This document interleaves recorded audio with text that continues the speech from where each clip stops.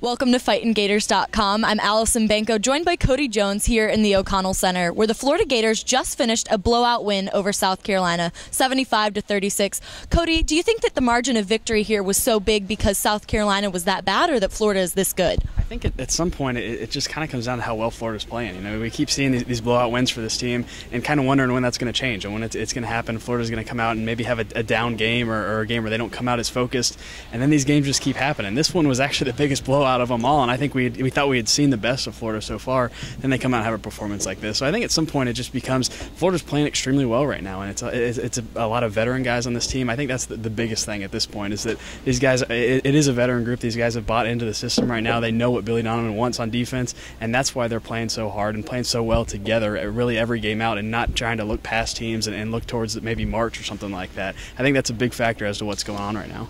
Now, one comeback that did happen during this game was the return of Casey Prather. He had been out since January 12th against LSU. Cody, looking forward, how much of an asset do you think having Casey back is going to be for this team? I think it's a big thing. You know, like you said, tonight, not so much, only 3 minutes on the court for him, but Billy Donovan said after the game it was more about just throwing him out there and getting him back in the flow of the game. It's been since January 12th at LSU when the injury happened, so they've been taking a little slower with the high ankle sprain. You don't want to bring a guy back too soon and have it linger throughout the rest of the year. So I think that's why they did that, just taking it slow with him, and then you throw him out here in a blowout for 3 minutes just to get him back in the flow of everything before a big game against Ole Miss on Saturday. So I think that was the biggest thing, was just getting him on the court, getting him back in the rhythm of basketball activities. Now, Cody, even though it was a blowout win tonight, it most certainly was not a flawless performance out there. What does this team have to work on looking forward to Saturday against Ole Miss as well as Marshall Henderson? I think the big thing for this team is the offense. And I know it sounds ridiculous in a blowout game like this to maybe say that the offense needs a little bit of work. But there's times when it was stagnant. Guys were just standing around in the second half. There wasn't as much movement as there was early in the game. Part of that might have just been the score and guys just kind of believing the game was over with and not really playing as hard. So I think that's the thing. They missed a lot of baskets in the paint. There were some easy shots for them.